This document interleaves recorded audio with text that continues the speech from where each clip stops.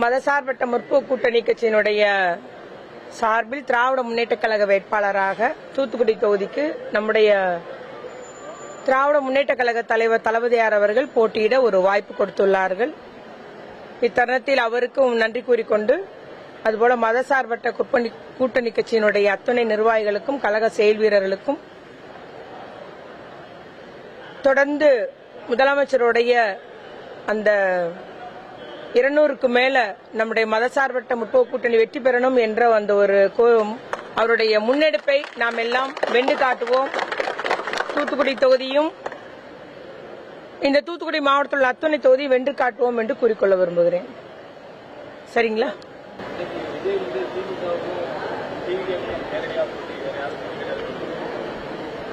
நீங்க எல்லாரும் கடந்த ஒரு வாரமா பாத்துட்டு தான் இருக்கிறீங்க. சரியா?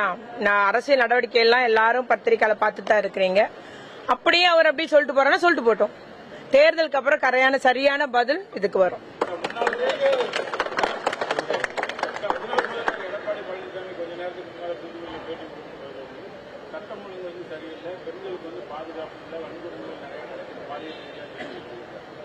அதுதான் அவருடைய ஆட்சி இருண்ட காலமா தான் இருந்தது. அப்பவும் சட்ட ஒழுங்கு சரியில்லாம இருந்தது.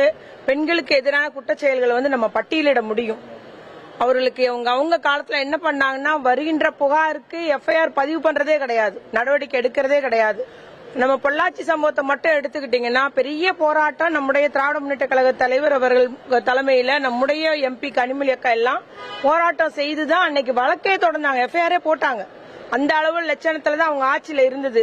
வழக்குகள், குற்றச்செயல்கள், என்ன ஒரு புகார்கள் வந்தாலும் எல்லாம் மூடி மறைக்கப்பட்டன. ஆனா இது வெளிப்படையான ஆட்சி. நம்முடைய 2021 முதலமைச்சர் எங்களுக்கு முத போட்ட உத்தரவே அதுதான். சரியான நடவடிக்கை எடுக்கணும் என்றுதான் காவல்துறைக்கு எல்லாத்துக்கும் சொன்னாங்க. நம்முடைய சமூக நலத்துறை அதை எல்லா இடமும் எடுத்து சென்றது. எல்லாருனாலும் புகார் கொடுக்க முன்வாங்க, நம்முடைய முதலமைச்சர் நடவடிக்கை எடுப்பார் என்ற நம்பிக்கையை மக்கள் மத்தியில ஊட்டினோம். புகார் தர்றது அத்துணையுமே இன்னைக்கு எஃப்ஐஆர் போடப்படுகிறது, நடவடிக்கை எடுக்கப்படுகிறது, குற்றப்பத்திரிகை தாக்கல் செய்யப்படுகிறது, தண்டனை வாங்கி கொடுக்கப்படுகிறது. இப்ப கோயம்புத்தூர் நிகழ்ச்சி மட்டும் எடுத்துக்கிட்டீங்கன்னா 129 நாள்ல தண்டனை வாங்கி கொடுத்திருக்கோம். அதே போலதான் நம்முடைய வேடநத்த நிகழ்வும் காவல்துறை அவ்வளவு வேகமாக துரிதமாக அந்த குற்றவாளி கைது செய்யப்பட்டார். எந்த ஒரு சாட்சி இல்லாத நிலையில ஒரு விரிவான ஆய்வு பண்ணி குற்றவாளி கைது செய்யப்பட்டார். இது ஒரு உதாரணம். இப்படி நாங்க அடுக்கிக்கொண்டே போகலாம். முதலமைச்சர் ஆட்சி காலத்துல புகார் கொடுக்க பெண்கள் முன் வருகிறார்கள், புகார் பதிவு செய்யப்படுகிறது, அதனால எண்ணிக்கை அதிகரிக்கப்படுகிறது. நேற்றைய தினம் கூட கன்னியாகுமரியில 2-3 ஆண்டுகளுக்கு முன்பு நடந்த குற்றச்செயலுக்கு இன்னைக்குதான் புகார் கொடுத்திருக்காங்க. அவங்களுக்கு இப்ப 19 வயசு. ஆனா குற்றச்செயல் நடந்தது அவள் குழந்தையா இருக்கும்போது.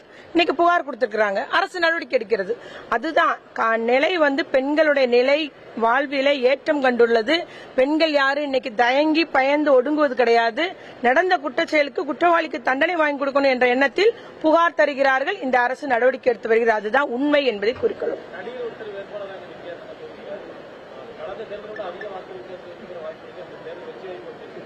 வெற்றி வாய்ப்பு பிரகாசமா இருக்குங்க. திராவிட முன்னேற்ற கழகம் அதிக வாக்கு வித்தியாசத்தில் வெற்றி பெறும். வெற்றி வாய்ப்பு பிரகாசமா இருக்கு. அவரை பத்தி நான் எதுவும் சொல்ல விரும்பல.